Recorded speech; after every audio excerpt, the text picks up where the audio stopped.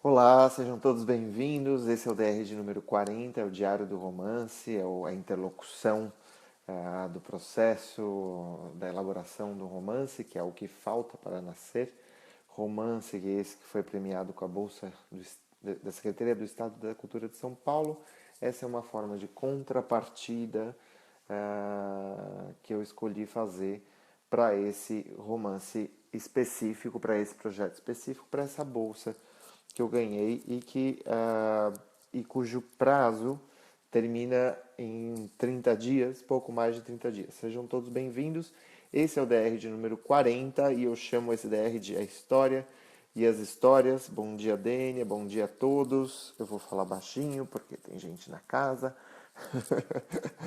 E o pessoal tá fazendo coisas. Bom dia, tudo bem? A gente está aqui tarde, 4h30. Hoje é meu último dia em Berlim. Amanhã de madrugada a gente vai partir, vamos voltar para São Paulo. Olá, Everson. Olá a todos. Vamos voltar para um cenário que não é tão agradável, né? Porque a gente ficou sabendo desse resultado das eleições e é um luto tremendo. Parabéns para o Rio de Janeiro, parabéns para outras cidades aí que tiveram bons resultados, mas para São Paulo foi. A gente tem aí Alckmin, esse cara aí, e o Temer, que é uma criatura. Enfim, né? A gente de repente mudou de um cenário muito. Enfim, a coisa está ruim e está caminhando para pior, para pior, para pior. E eu acho que não é uma boa, um bom momento de voltar, mas é isso que a gente vai fazer. A gente vai voltar e vai seguir na nossa labuta cada vez mais Curitiba. Ah, mas né, Simone? É um pouco isso, né? É uma pena mesmo, pena mesmo, pena enorme.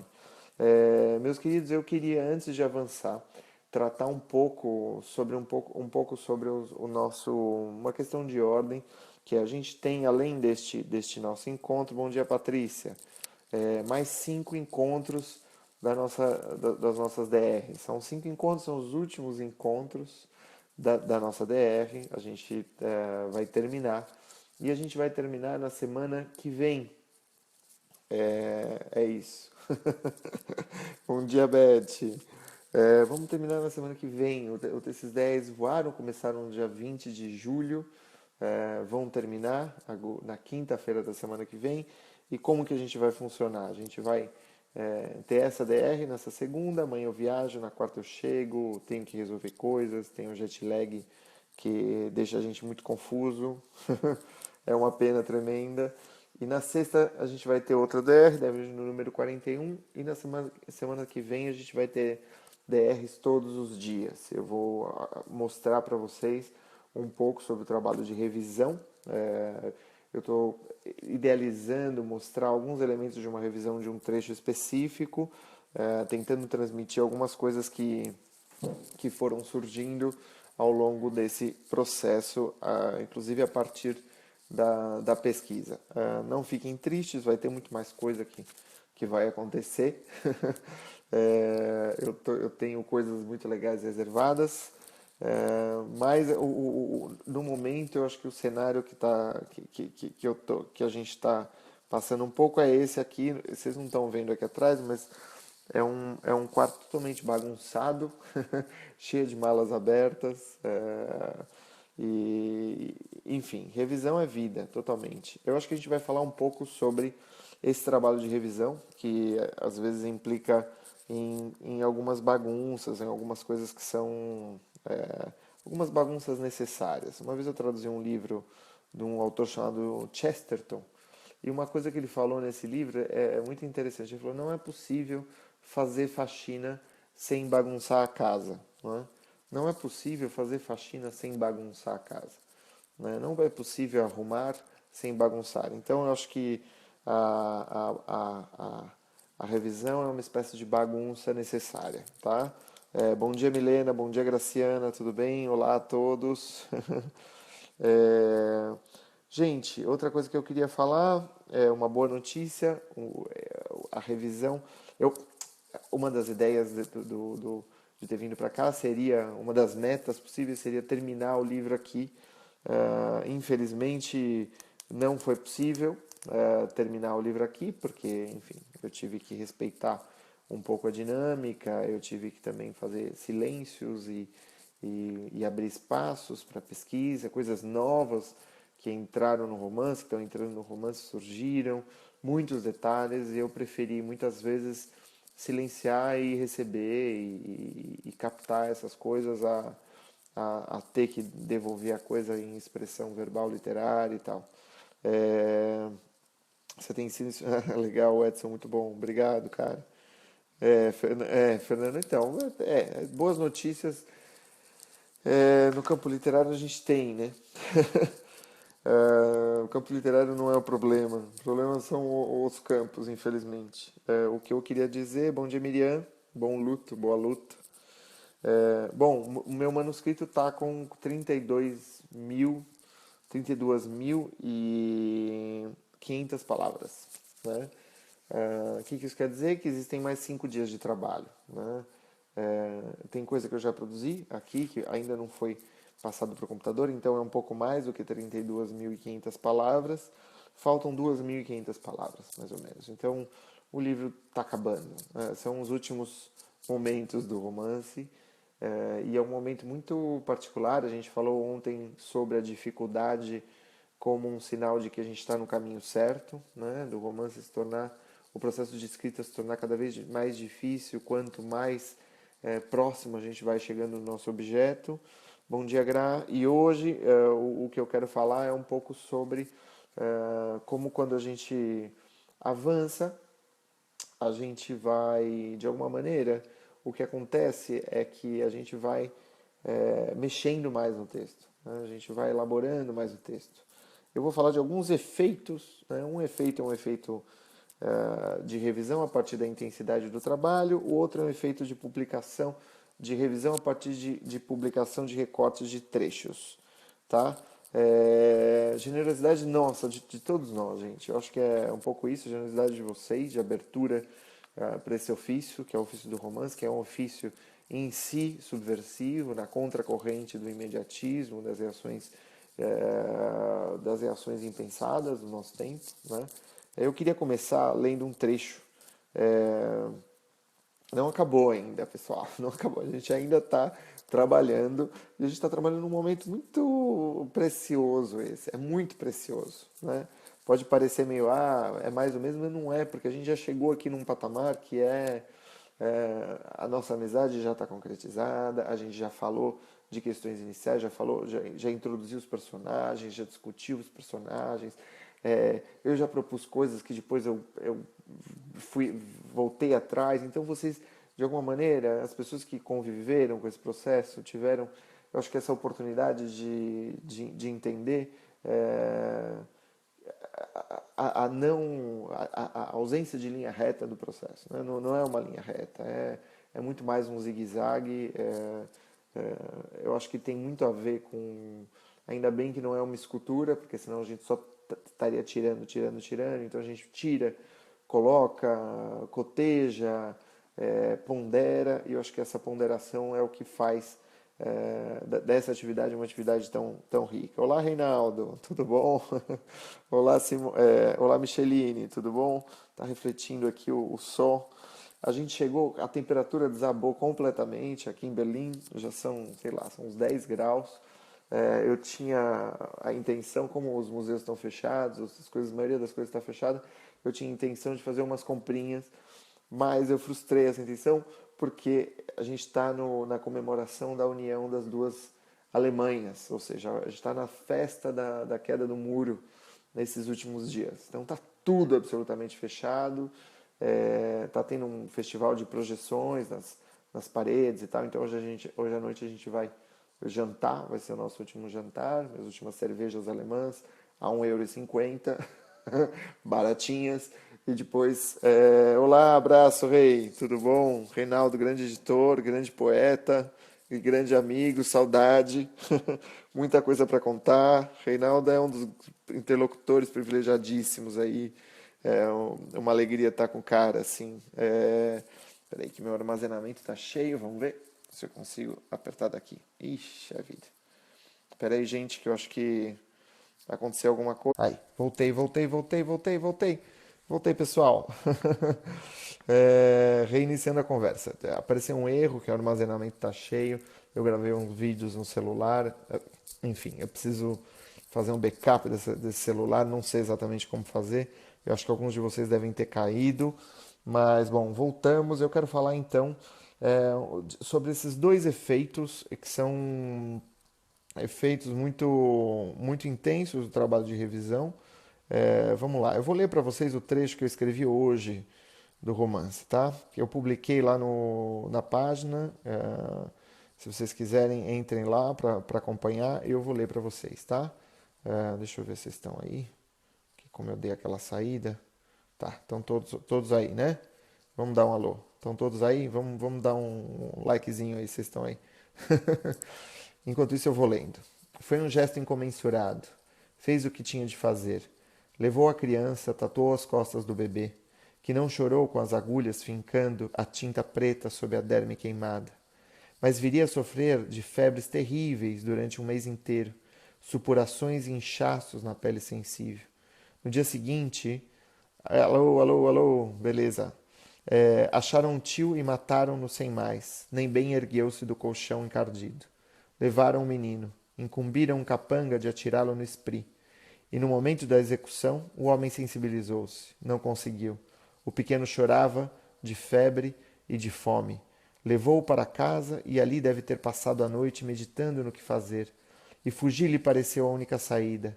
Borrar o passado. Essa personagem é uma personagem mexicana, então eu às vezes uso algumas expressões que são do espanhol como se fossem verdadeiros cognatos, né? Não falsos cognatos, mas borrar é apagar. Em espanhol eu deixei o borrar. Borrar o passado, recriar a identidade dos dois, recriar uma origem simples, rica de coisas que faltavam na capital alemã. Pensou o capanga, o menino cresceria num vilarejo em qualquer fim de mundo, que são tantos, jamais voltaria à Europa e teria uma vida livre a salvo do pai infanticida. Vocês veem que esse é um momento de revelação do livro, né? Esse trecho aqui é um spoiler total do livro, né? É um pouco a revelação daquela tatuagem, por que foi tatuado, como foi tatuado, essa história do tio, que era um junkie, que se sensibilizou, que viu que toda a geração dele estava morrendo por conta dessa droga dos anos 80. E, enfim, e eu queria falar um pouco sobre esse elemento que é o elemento da história e das histórias. Berlim é uma cidade que, de alguma maneira, se preocupa em revelar as grandes histórias, né? Você tem ali um monumento às vítimas, você tem um monumento aos judeus, vítimas da guerra, aos ciganos, vítimas da guerra, você tem um monumento aos presos na ditadura comunista do leste europeu, você tem monumentos e monumentos à grande história. Mas do ponto de vista da pequena história, isso é engraçado porque isso tem tudo a ver com a gente de alguma maneira. Eu acho que tem tudo a ver com esses processos históricos do século XX. A pequena história, a história dos tios dessas pessoas, dos avós dessas pessoas, procura ser deixada embaixo do tapete de alguma maneira. Porque todo mundo ali vai ter um tio espião da Stasi. Todo mundo ali vai ter um avô que participou da guerra, que foi de um lado, que foi do lado dos perdedores, foi do lado dos nazistas, né? De alguma maneira a Alemanha ela procura revelar a sua história do ponto de vista macroestrutural e procura esconder a sua história do ponto de vista individual, né? Isso aparece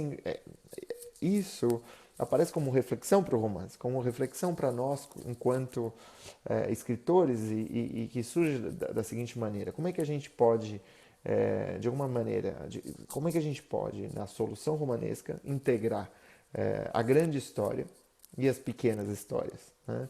Como é que você pode se valer da ideia dada pelas grandes histórias, no caso, queda do muro, no caso, o nazismo, a Grande Guerra e tal, as pequenas histórias que são as tragédias cotidianas, as tragédias comezinhas, né? Eu acho que é a grande tragédia do século XX, as pequenas novelas que a gente vai vivendo e que os nossos personagens vão vivendo, né? E uma das coisas que vale ressaltar aqui é que, eu não sei se vocês sabem, mas é uma das coisas que foram descobertas há bem pouco tempo, muito recente essa história, é que a Alemanha nazista, de alguma maneira, precisou se valer das drogas. Ou seja, a metanfetamina foi criada em 1937 na Alemanha. E foram milhões e milhões de cápsulas distribuídas aos soldados que invadiram a Alemanha, os soldados nazistas que invadiram a Alemanha. Ou seja, esses soldados, eles estavam sob efeito das drogas e o próprio Hitler também era um drogadicto, segundo alguns estudos recentes, né? E é engraçado porque a gente costuma ver esse universo da lisergia e coisa e tal sempre como em seu aspecto libertador, né? Pelo que foi concebido depois, pelo movimento hippie e tal, né? Mas no meu livro, né, uma das ideias desse personagem, que é esse Gottlieb, que é essa figura paterna, é que a imagem dele é justamente esse sujeito que pega algo que vem da boemia, transforma isso, sintetiza isso, procura extrair dessa substância a sua máxima eficácia, né? Testada nos soldados, testada na disciplina, na ordem, na submissão, e devolve isso para a noite, né? É muito louco. Então, de alguma maneira, essa é a reflexão um pouco sobre os processos é, de maximização do efeito daquilo que deveria provocar uma grande libertação. Não é? Uma das reflexões dessa última personagem, que se chama Agave, ela é uma mexicana, chama Agave Lopes, alguma coisa assim, Agave Lopes. E Agave é engraçado porque é uma planta de flores e espinhos do deserto mexicano, do Planalto mexicano. É uma planta que é doce e ao mesmo tempo é espinhosa, é desértica, é árida. Né? Então essa é muito essa personagem, que é a personagem que conheceu o Dionísio na balada, né? De conhecer o Dionísio na festa, e ela é a única uma das poucas que sobrevivem à intoxicação geral no Banana Bunker. Né? Quem perdeu essa história, assistam ontem. Assistam ao DR de número 39, onde eu conto a história do Banana Bunker, né? Que é outra parada do livro que também foi extraída e derivada da história real. Né? No fim das contas, a gente vê um pouco, eu acho que de uma forma muito clara, a função da pesquisa no livro. Isso está muito claro. Né? Se eu não tivesse vindo para cá, essas coisas não teriam ficado tão palpáveis e tão suscetíveis ao uso e ao uso apropriado dentro do romance. Não é? Você viu um documentário sobre isso, Beth? Se você tiver o link, depois passa pra gente. Pode ser, porque eu não conheço esse link. Eu estou sabendo Eu tô sabendo que o. De um livro que foi lançado aqui recentemente e que trata disso, né? Desse outro sentido do acorda Deutschland, né? Acorda Alemanha. E o que eu vou falar? Eu vou falar então de. É, eu acho que eu cheguei naquele estado, nesses últimos dias, de um mergulho total. E nesse mergulho total, por exemplo, ontem eu fiquei revisando até as altas horas da noite. Então, eu tinha escrito bastante no café e mesmo assim voltei para casa. Perdi esse momentinho de descanso porque eu queria aproveitar as últimas horas possíveis para escrever, para revisar. Então, eu abri uma cervejinha e fiquei lá escrevendo, escrevendo. E é engraçado porque o fato é que quanto mais você escreve, é, melhor é o teu olhar para as coisas que são mais ou menos medíocres no teu texto. Porque é isso, a gente vai deixar passar um monte de coisa que é medíocre, infelizmente. Então, mas o que acontece é que quando a gente está quente, quando a gente está aquecido, quando a gente está terminando o capítulo 5, a gente volta lá para o primeiro capítulo e fala: nossa, mas espera aí, isso aqui precisa mudar, isso aqui precisa mudar. Porque aquele capítulo 1 foi escrito quando a gente estava um pouco enferrujado do romance. A gente não sabia o que era o romance. Então a gente retorna para o primeiro capítulo porque agora a gente já sabe o que é. Né? Porque a gente já tem essas ferramentas, porque a gente já está um pouco afiado nessa linguagem. A gente está escrevendo melhor agora. A gente, graças ao romance, a gente está escrevendo melhor. Né? Ou seja, vocês viram, levou levaram alguns meses, né? Eu retomei esse último rompante de escrita do livro, começou no início de julho e vai até agora, ou seja, ao longo desses meses. Antes disso, escrevia aqui, escrevia ali, escrevia de manhã, escrevia texto, né? Mas o romance ele é sempre essa oportunidade para você acelerar, se concentrar num único processo. Então, quando a gente retorna para a revisão, as coisas estão muito claras, muito mais claras. Eu reparo, por exemplo, que eu faço vários saltos no livro, né? Que o livro também está repleto de saltos de raciocínio que eu preciso preencher de alguma maneira. Não preencher como enxertos, mas eu preciso entender qual é o sentido dessas coisas e por que esses lapsos aconteceram. Acontece com vocês esse tipo de coisa? Não. Queria saber um pouco de vocês. Vocês estão meio quietinhos. A última fala foi da Beth. Eu não sei se congelou aqui a minha imagem. E isso é uma das coisas que eu queria falar. A outra coisa que é muito engraçado, gente, que nem eu publiquei esse trecho para vocês, né, do anúncio da DR de número 40. E sim, acontece. Boa. Então aí, gente, tá bom. É que estamos aí, eu acho que muito compenetrados nessa conversa, né? E aí a última coisa que eu queria falar, nesse sentido, antes da gente terminar, um pouco sobre o efeito da publicação, né? Na revisão. É engraçado, porque eu tinha, pensando aqui na poética da reescrita, o Rei é Poeta, a gente tem um amigo em comum que é o Tarso, que publica muita coisa na internet, publica coisas excelentes na internet, ele tem uma agilidade de pensamento político e que eu não tenho, assim, eu muitas vezes quando acontece uma coisa como aconteceu hoje, eu vou lá na timeline do Tarso para ver o que ele está achando, para ver se ele me ilumina um pouco em alguns sentidos, né?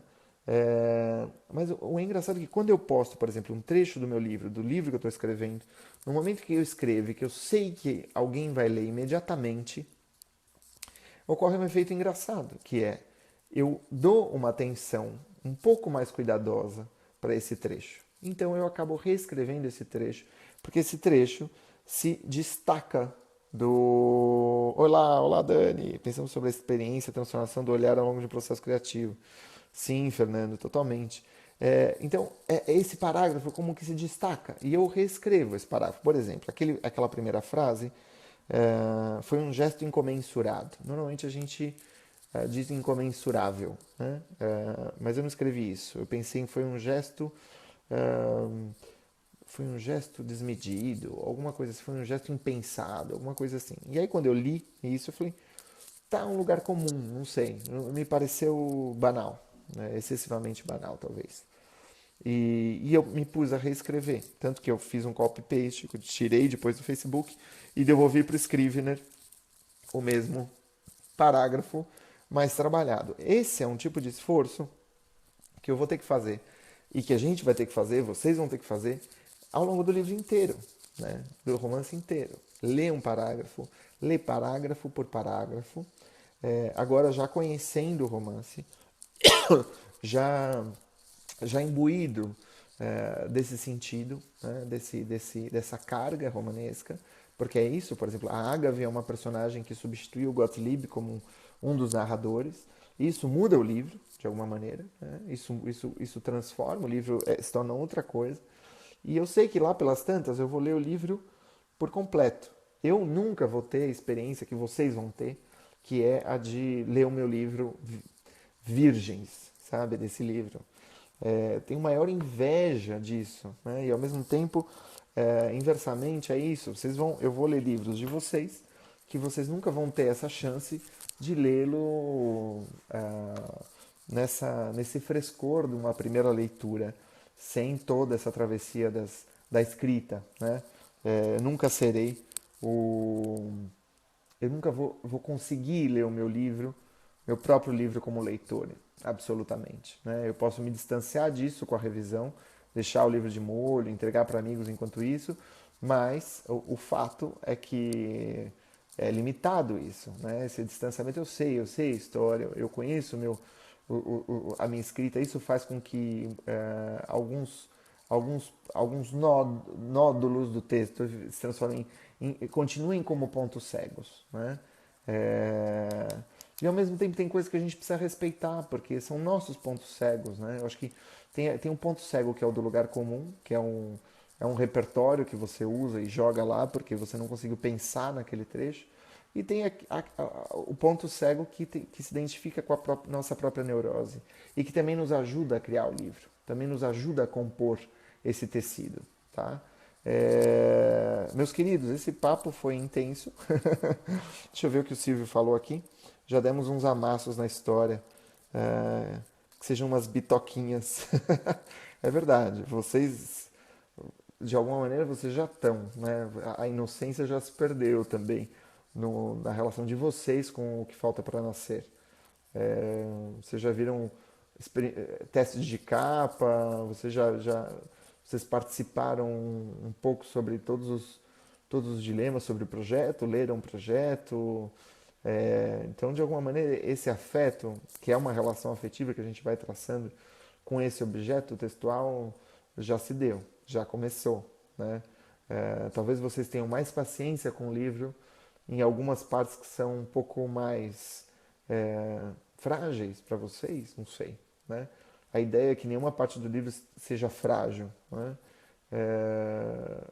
Enfim, do que outras pessoas, né? Os fragmentos e as conversas já nos deixam próximo do seu livro. É verdade, totalmente. A Simone comentou isso. Acho que eu perdi o comentário da Simone aí em cima.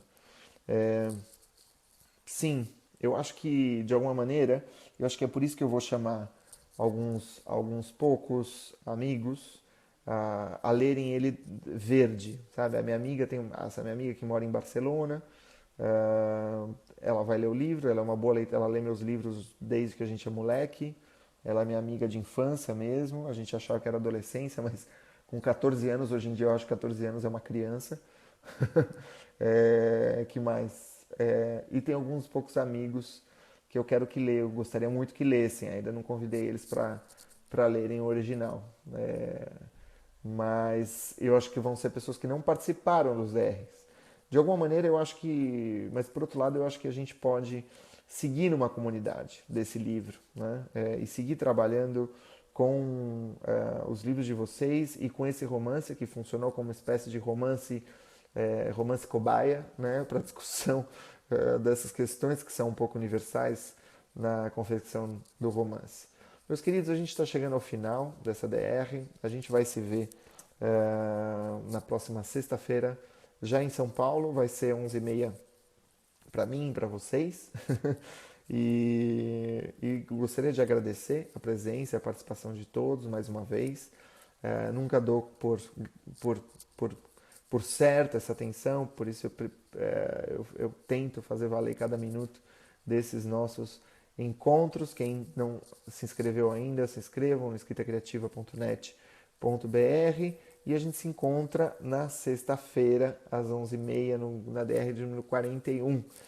Boa semana, Micheline, boa semana, Silvio, boa semana, Juarez, Miriam, boa semana, Beth, boa semana para todos vocês e a gente se vê na sexta-feira, tá? Abraço, Reinaldo, também.